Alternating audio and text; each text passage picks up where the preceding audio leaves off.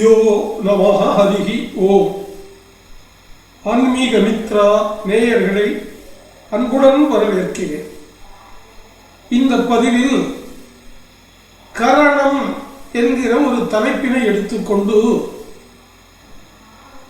கரணம் காப்பாற்றுமா அல்லது கரணம் வீழ்த்துமா, கரணம் என்றால் என்ன என்பதை பற்றி ஒரு விரிவான ஆய்வுக் கட்டுரை.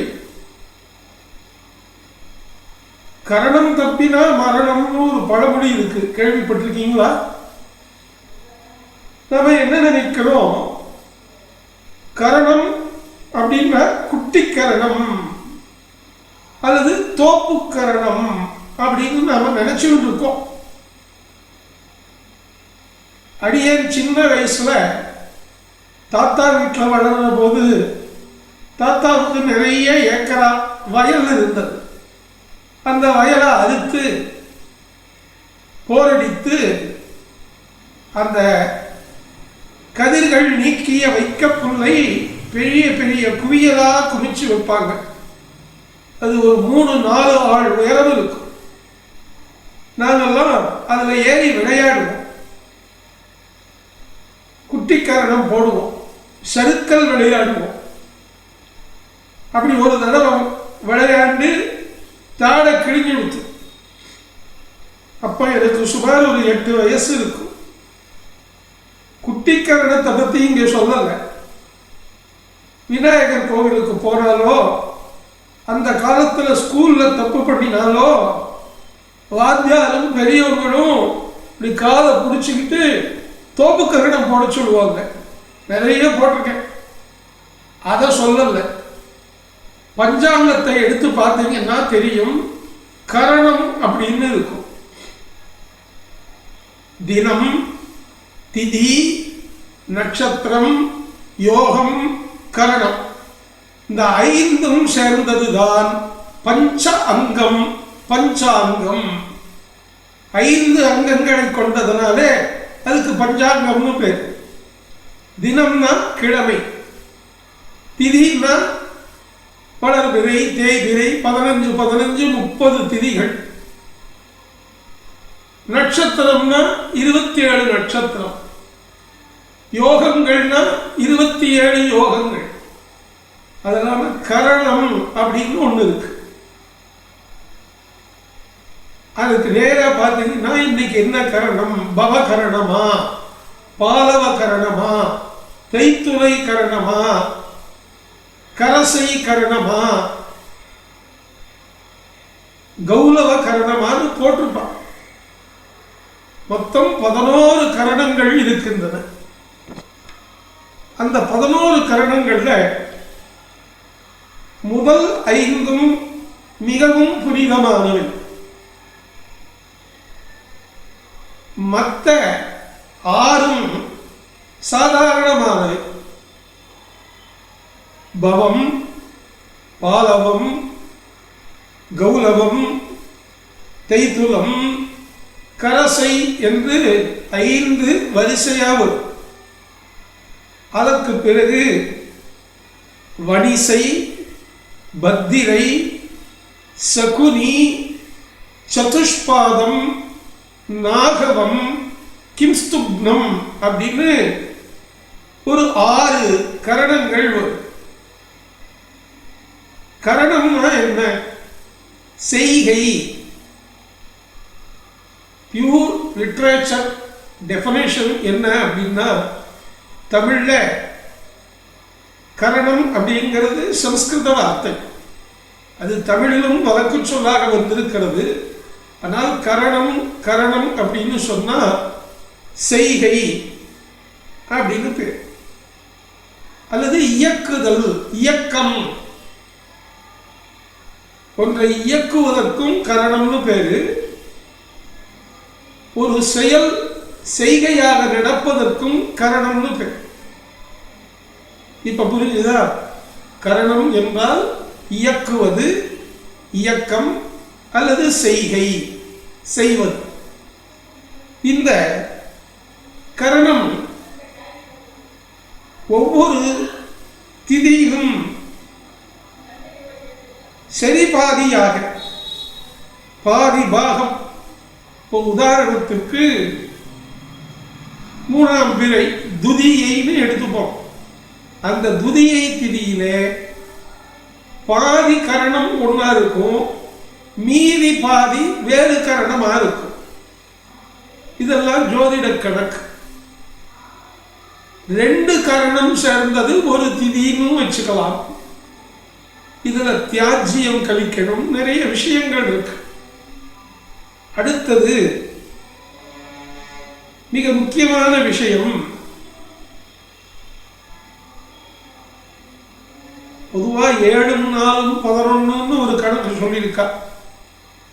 7 நல்லவை என்றும் 4 வேண்டாதவை என்றும் அப்படி 11 அப்படின்னு பிரிச்சிருக்கா. நான் 5 + 6 = 11 உங்களுக்கு புரிய வைக்கிறேன். ஏன்னா பஞ்சாங்கத்தில் இருக்கிறது தானே சொல்லணும். இந்த பவம், பாலவம், கௌலவம், தைத்துளை, கரசை என்கிற 5ம் நல்ல கரணங்கள், நல்ல செய்கைகள், நல்ல இயக்கம். இந்த 5லையும் செய்தா அந்த காரியம் வெற்றி பெறும். இப்போ பொதுவா குர்வந்தி சோமபுதேன்னு வேதம் சொல்ற மாதிரி நீங்க புதன்கிழமை எடுத்துக்கிறீங்க, நல்ல கிழமை. திதி வளர்பிழையாவே எடுக்கிறீங்க. யோகம், அதுல யதிபாதம் முதலான நல்ல யோகங்கள் இருக்கு. யோகங்களையும் தீயவை நல்லவைன்னு இருக்கு. அதை இன்னொரு பக்கம் பார்க்கலாம். கிழமை, திதி, அடுத்தது நட்சத்திரம். நட்சத்திரத்துல ஒரு 9 நட்சத்திரங்கள் கூடாதவை. ஆதிரை, பரணி, கேட்டை, முப்பூரம், கேட்டை, தீதரு, விசாகம், ஜோதி அப்படின்னு பஞ்சாங்கத்துல பாடலே கொடுத்திருக்காங்க. 9 நட்சத்திரங்கள் கீழ் நோக்கு நாளாக தீய நட்சத்திரங்களா இருக்கும். உடனே அடடா நான் இதுல பிறந்துட்டேன்னு நீங்க அங்க போகக்கூடாது. 27 நட்சத்திரம் இருக்கு. அதுல மகா உத்தம நட்சத்திரங்கள் 9, அடுத்த உத்தம நட்சத்திரங்கள் 9, சாதாரணமான அல்லது முகூர்த்தங்களுக்கு எடுத்துக்கொள்ளக்கூடாத நட்சத்திரங்கள் 9. இப்படி 27 நட்சத்திரம் இருக்கு. தினம், திதி, நட்சத்திரம், யோகம். இந்த யோகத்துல இன்னொன்னும் பார்க்கணும். சித்த யோகமா, அமிர்த யோகமா, மரண யோகமா, பிரபலாரிஷ்ட யோகமானு பார்க்கணும். இதுல சித்த யோகம் தான் உயர்ந்தது, அமிர்த யோகம் மிக உயர்ந்தது. மரண யோகம்னா உங்களுக்கே புரியும், அது சரியில்லை. இதை விட கொடியது பிரபலாரிஷ்ட யோகம். ஒரு உதாரணமா சனிப்போனம் துணை தேடும் சொல்லுவாங்க இல்லையா, அந்த சனிக்கிழமையாகவும் இருந்து மோசமான கரணமாகவும் இருந்து இந்த அமிர்தாதி யோகத்துல பிரபலாரிஷ்ட யோகமாகவும் இருந்ததுன்னா அந்த வீதியிலேயாவது 15 நாள்ல ஒரு உசுர் போயிடும், ஒரு டெத்து நடந்தும். அதுதான் பயப்படுவான். உடனே போய் பஞ்சாங்கம் சொல்ற ஒரு இடத்துல கேட்பா, நல்ல நேரத்துல இருந்து இருக்காரா, அடப்பெல்லாம் ஒன்றும் இல்லையே, இறந்து போன வேலை நல்லா இருக்கா. உடனே ஜோசியர் என்ன சொல்லுவார், நீங்க நாமம் போடுறவங்களா விபூதி பூசறவங்களான்னு கேட்பார். நாங்க நாமம் போடுறவங்க. அப்படியா, அவரு வைகுண்டத்துக்கே போயிட்டார், இவருக்கு எப்படி தெரியுதுன்னு எனக்கு தெரியல. அப்படியெல்லாம் சொல்லக்கூடாது. தத்துவ ஞானம் அடைஞ்சு அபரோட்ச ஞானம் அடையாம யாருமே வைகுண்டத்துக்கு இப்பத்திக்கு போக முடியாது. பொதுவாக வடக்கு சொல் வைகுண்டம் அடைந்தார், சிவலோகம் அடைந்தார். நம்ம திருப்திக்கு நாம சொல்லிக்கிறோம், சுபமா இருக்கட்டுமே. அவனவன் விதிப்படி சொர்க்கமோ நரகமோ வேறு பிறவியோ தான் அடைவான். ஊழிக்காலம் வந்து உலகம் அழிந்து சதுர்முக பிரம்மா மோட்சமடைய போதுதான் இந்த ஜீவர்கள் எல்லாம் மோட்சத்துக்கு போவார்கள் என்பது சாஸ்திரம். அதை விடுங்க. இப்ப கரணத்துக்கு வாங்க. இந்த கரணங்கள் எப்போ வரும்? சில பேர் ஜோசியர்னு ஒருத்தர் பார்க்கிறார், ஒரு காஃபி ஷாப்பில் பார்க்கிறார், பஸ் ஸ்டாப்பில் பார்க்கிறார், அல்லது தெருவில் போகும்போது எதிர்படுகிறார். அவர் ஜோசியர்னு இவருக்கு தெரியும். உடனே உங்களை பார்த்து ரொம்ப நாள் ஆச்சே, இருக்கட்டும் ஏன் சாமி, இந்த மகர சங்கராந்தி எது மேல வந்திருக்குது? இந்த கேள்வி நீங்களும் கேட்பீங்க. ரொம்ப கலோக்கியல் லாங்குவேஜில் கேட்பா கிராமத்தவர்கள் அல்லது பஞ்சாங்க பரிச்சயம் உள்ளவர்கள் வருஷம் ஒரு தடவை இந்த கேள்வியை கேட்டுப்பா. தை 1ஆம் தேதி மகர சங்கராந்தி. அந்த மகர சங்கராந்திங்கிறது மகரம் என்கிற ராசியில சூரியன் பிரவேசிக்கும் நாளை மகர சங்கராந்தி, உத்தராயண புண்ணிய காலம் ஆரம்பம் அப்படிங்கிறது சாஸ்திரம். ஆனா அந்த தேவதை, கரண தேவதை எது மேல வந்து இருக்குதுன்னு ஒரு கேள்வி கேட்பாங்க. அது கழுத மேல வந்திருக்கு, பன்னி மேல வந்திருக்கு, நாய் மேல வந்திருக்குன்னு சொன்னா, அடடா இந்த வருஷம் மாலை மழை கம்மியா, விளைச்சல் கம்மியா, மழை கம்மியா, வெள்ளம் வருமா, பாதிப்பு ஆகுமா? இந்த ஒரு கேள்வியில இத்தனை பதில் இருக்கு. புயல் வருமா, அதிக மழை பெய்யுமா, அல்லது வறட்சி ஆகுமா, தண்ணி கஷ்டம் வருமா, விவசாயம் பொய்க்குமா? இத்தனையையும் மகர சங்கராந்தி எது மேல வந்திருக்கு, அந்த எது மேல வந்திருக்குங்கிறது கரணத்தை வைத்து கேட்கக்கூடிய கேள்வி. கரணம் எந்த கரணத்தன்று அன்னைக்கு என்ன கரணம் நடக்கிறது? நீங்க உங்க வீட்டில் இருக்கிற பழைய பஞ்சாங்கம் கூட எடுத்து பாருங்க. அந்த வருஷம் சித்திரை மாசம் 1ஆம் தேதி பார்க்காதீங்க. தை 1ஆம் தேதி மகரத்திலே சூரியன் பிரவேசித்த நாளான உத்தராயண தினத்திலே ஒரு பிராக்கெட்ல போட்டிருப்பா. அந்த ஒரு பிக்சர் போட்டு கரணம், கரசை, பவம், பாதவம் 11 பேர்ல ஒரு பேர் போட்டிருப்பா. அபூர்வமா ஒரே கரணத்தில் கூட ஒரு சில வருடங்கள் வருவது உண்டு. ஆனால் மோஸ்ட்லி மாறிதாலும் அதுதானே தர்மம்.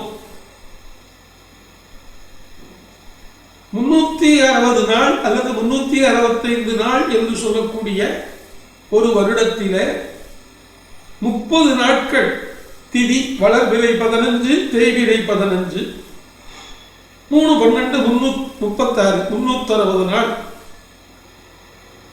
அதுல இந்த கரணம் ஒரு திதிக்கு பாதி ஒரு கரணம், மறுபாதி இன்னொரு கரணம்னா டபுள் ஆகுது இல்லையா? 720. இத்தனை தடவை அவங்க வேலை பார்க்கறாங்க. இந்த 11 கரணங்களும் மாறி மாறி மாறி மாறி வந்து செய்கை இயக்கத்தை, நம்மை பஞ்சாங்கத்தை நடத்துகின்றார்கள்.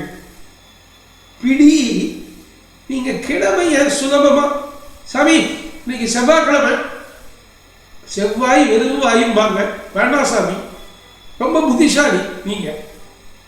ஞாயிற்றுக்கிழமையா, அது இங்கிலீஷ் ஹாலிடே, அது வேண்டாம். வியாழக்கிழமையா, வியாழனும் ஞாயிறும் முதல் விருந்து கூடாது என்பார், வேண்டாம் வேண்டாம் வேண்டாம். வெள்ளிக்கிழமையா, சாமி கொடுக்கறது வெள்ளிக்கிழமை கொடுத்தா எங்க மகாலட்சுமி போயிடுமே, அவங்க வேணா கொடுக்கட்டும் வாங்கிக்கிறேன், ஆனா நான் கொடுக்க மாட்டேன். அப்ப மிச்சம் இருக்கிறது என்ன? திங்களும் புதனும் தான்.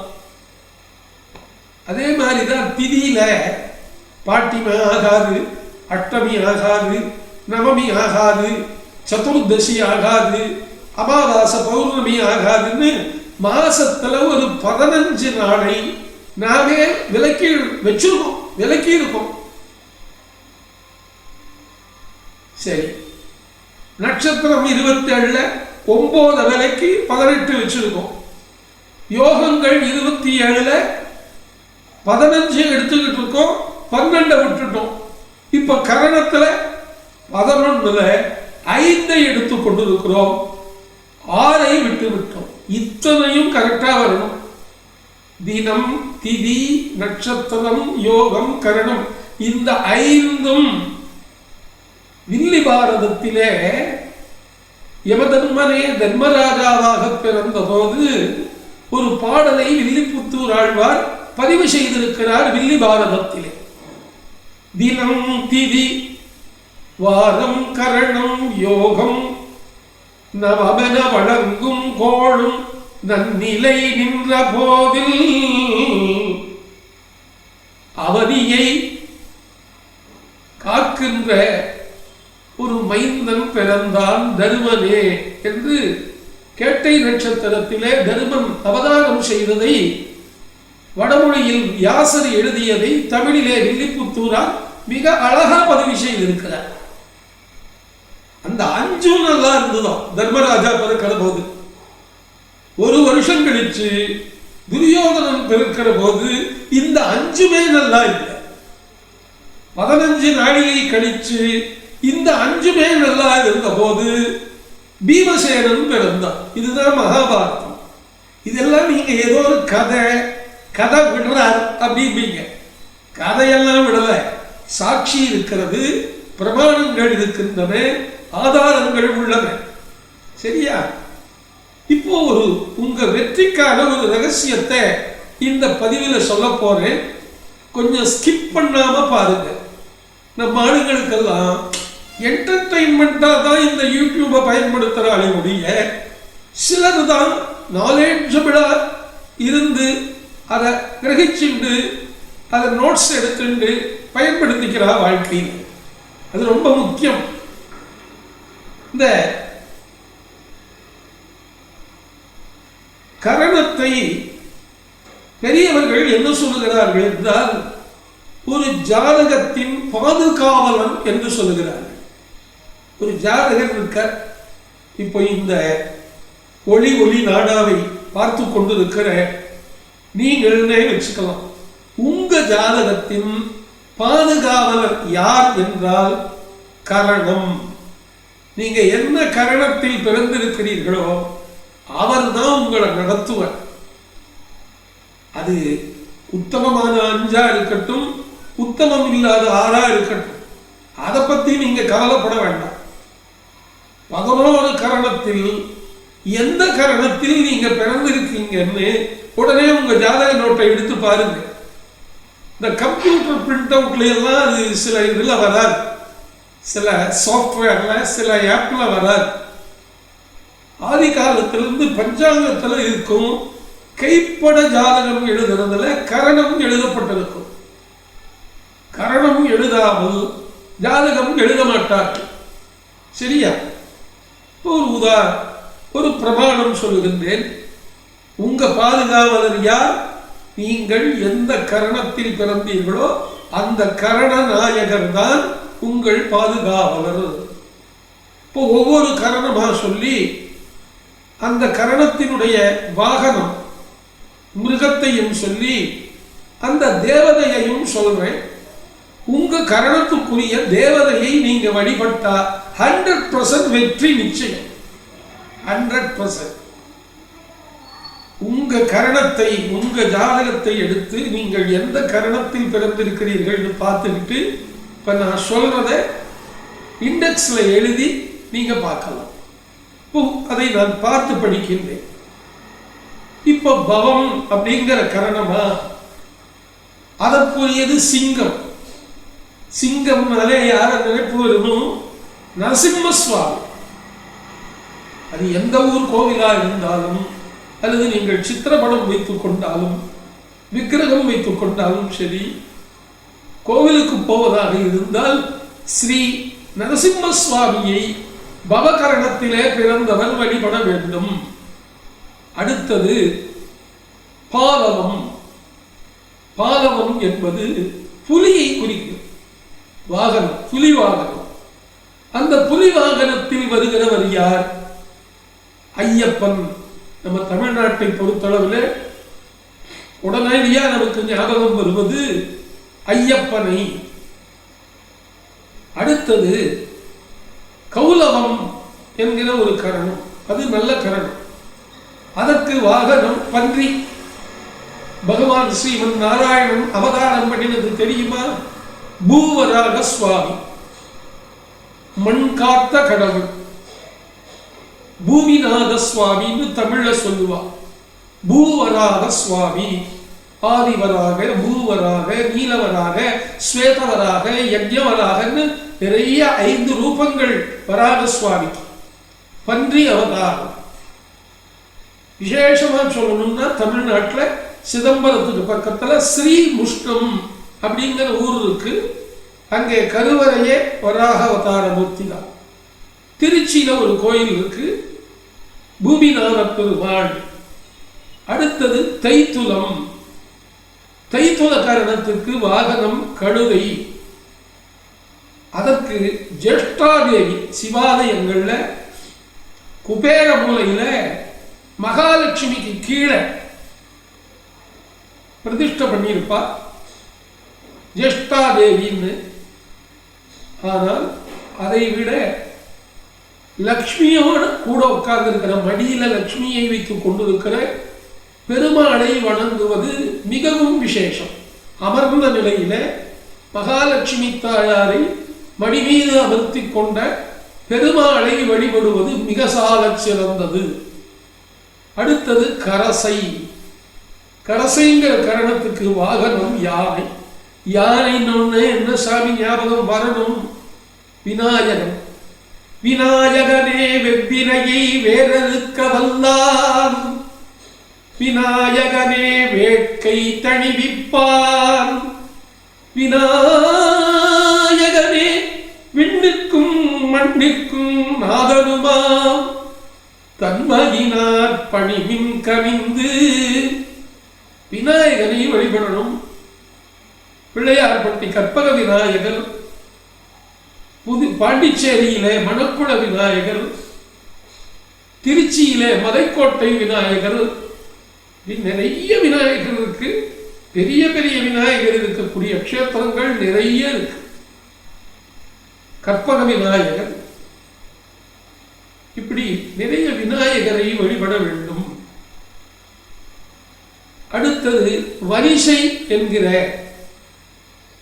ஒரு கரணத்திலே பிறந்தவர்கள் லக்ஷ்மி ஹயக்ரீவரை வணங்க வேண்டும். பத்திரை என்கிற கரணத்திலே பிறந்தவர்கள் கும்பிருத்தும் இடமெல்லாம் குமரனுக்கும் இடம் என்று சொல்லுவார்களே, வள்ளி தெய்வ யானையோடு கலந்திருக்கிற முருகப்பெருமானை வணங்கணும். அறுபடை வீடு, மருதமலை, எண்கண், சிக்கல் சிங்காரவேலன், எட்டுக்குடி, குன்றக்குடி, முருகப்பெருமானுடைய க்ஷேத்திரங்களை சென்று வணங்க வேண்டும். அடுத்தது சகுனி என்கிற அந்த கரணத்தில் பிறந்தவர்கள் கிருஷ்ணனை வணங்கணும். சகுனியை எதிர்க்கிறவங்க யாரு? சகுனியை சமாளிக்கிற சக்தி பாரதத்தில் யாருக்கு இருந்தது? கிருஷ்ணனுக்குத்தான். கிருஷ்ணனை வணங்க வேண்டும். அடுத்தது சதுஷ்பாதம் அப்படிங்கிற கரணம். அதில் பிறந்தவர்களுக்கு நாய். கால பைரவர், உஜ்ஜயினியில கால பைரவர் மிகப்பெரிய கோவில். ஒரு தடவை தரிசனத்துக்கு லைன்ல நின்னா 4 மணி நேரம் 5 மணி நேரம் ஆகுது. விசேஷ காலங்கள்ல 1,00,000 பேர் வரலாம். பைரவர், அட்ட பைரவர்னா எந்த பைரவரை வேணாலும் வணங்கலாம். நாய்க்குட்டியை வாங்கி வீட்டில் வச்சுக்கிட்டு பைரவான்னு கூப்பிடக்கூடாது, அது தப்பு. அப்ப ஆஞ்சநேயருக்கு பதிலாக குரங்க வளர்ப்பீங்களா? கேட்குறேண்ணா. ஆஞ்சநேயரை கும்பிடுன்னு உடனே வீட்டுக்கு ஒரு குரங்கு வளர்க்க முடியுமா? ஹயக்ரீவரை வணங்குன்னு உடனே வீட்டுக்கு ஒரு குதிரை வளர்க்க முடியுமா? இந்த பெட் அனிமல் மேல இருக்கக்கூடிய அந்த பாசத்தை கொஞ்சம் பெத்த பிள்ளைங்க மேல, குடும்பத்தார் மேல காட்டுவது சிறப்பு. அது இன்னைக்கு ரொம்ப அந்த வியாதி ஜாஸ்தியா போயிடுச்சு. நாயவே பைரவா பைரவான்னு கூப்பிடுறாங்க, அது தவறு, சாஸ்திரப்படி தப்பு. சொல்ல வேண்டியது என் தர்மம், மன்னித்துக் கொள்ளும். காலபைரவரை வழிபடணும். ஒவ்வொரு ஊர் ஈஸ்வரன் கோவிலையும் ஈசான மூலையில காலபைரவர் வைத்திருப்பார்கள். அந்த ஈசான மூலையிலே இருக்கிற காலபைரவர் நாயை வாகனமாக உடையவர். அவரை வணங்க வேண்டும். இல்லை நாங்கள்லாம் வைஷ்ணவர்கள், நாங்க என்ன பண்றது அப்படின்னு சொன்னா பரசுராமனை வணங்க வேண்டும், பலராமனை வணங்க வேண்டும். அடுத்தது நாகவம். நாக தேவதைகளை வணங்க வேண்டும். நவநாகங்கள் இருக்கு. ஆதிசேஷன், அனந்தன், கார்கோடகன், காளிங்கன், கம்பாளன், தார்தராஷ்டிரன், சங்கபாலன், வாசுகி, தார்தராஷ்டிரன், இப்படி நவநாகங்கள் இருக்கு. அந்த நவநாக பத்மநாபம், அப்படி 9 நாகங்கள் இருக்கு. அதுல விசேஷமா ஆதிசேஷனை வணங்க வேண்டும். புற்றுக்கண் கோயில்களுக்கு போயிட்டு வரணும். நாகதேவதையை வழிபட வேண்டும். அடுத்தது 11வது கிம்ஸ்துப்னம் அப்படிங்கிற கரணம். அதுக்கு வாகனம் ஒரு புழு. இதற்கு அதிதேவத்தை தன்வந்திரி பகவான்.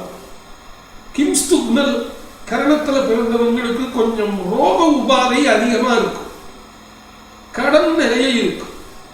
அவங்க என்ன பண்ணணும்? பார்க்கடலில் அவதரித்த தன்வந்திரி பகவானை வழிபாடு செய்ய வேண்டும்.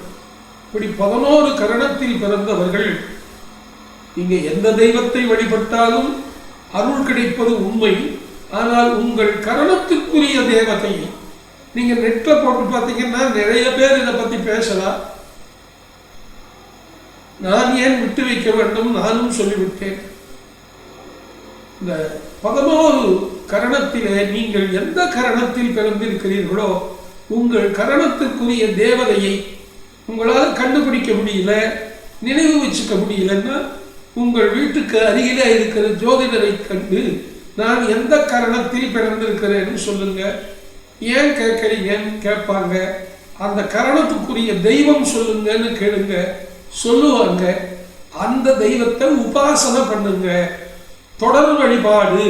உபாசனைன்னா தொடர் வழிபாடு, ஜபம் செய்யணும். அதையே நினைத்து நினைத்து உருகி நினைந்து நினைந்து உணர்ந்து உணர்ந்து நெகிழ்ந்து நெகிழ்ந்து அன்பே ஊற்றெழும் கண்ணீர், அதனால் பக்தி செய்ய வேண்டும். அப்படி நீங்க செஞ்சீங்கன்னா கண்டிப்பாக அந்த கரண தெய்வத்தை உமக்கு அருள் செய்யும் என்று சொல்லி, கரணம் தப்பிட்டா மரணம். நீங்க ஒரு முகூர்த்தம் குறிக்கிறீங்கன்னா நீங்க பாட்டி கேலண்டரை பார்த்து சுப முகூர்த்தம்னு போட்டிருக்கு சுவாமி, உடனே நான் வச்சுக்கிறேன்னு ஜோதிடருக்கு 100 ரூபாய் கொடுக்கணுமேன்னு சொந்தமா டேட் குடிக்கிற வேலையெல்லாம் விட்டுடுங்க. போனா போகுது. ஒரு ஜோதிடரை அணுகி பஞ்ச அங்கமும் நல்லா இருக்கணும். அதுல கரணம் ரொம்ப முக்கியமா நல்லா இருக்கணும். ஏன்னா கரணம் தப்பினா மரணம், அதாவது மரணத்துக்கு சமமான தண்டனை, துக்கத்தை கொடுத்து விடும். எனவே பவம், பாலவம், கௌலவம், தைத்துலம், கரசை என்கிற 5 கரணத்தில் மட்டும் நல்ல காரியங்களை செய்யுங்கள். நீங்கள் எந்த கரணத்தில் பிறந்திருக்கிறீர்களோ அந்த தெய்வத்தை வழிபடுங்கள். உங்களுக்கு நன்மையே நடக்கட்டும் என்று சொல்லி வாழ்த்தி அமைகின்றேன். நன்றி, வணக்கம்.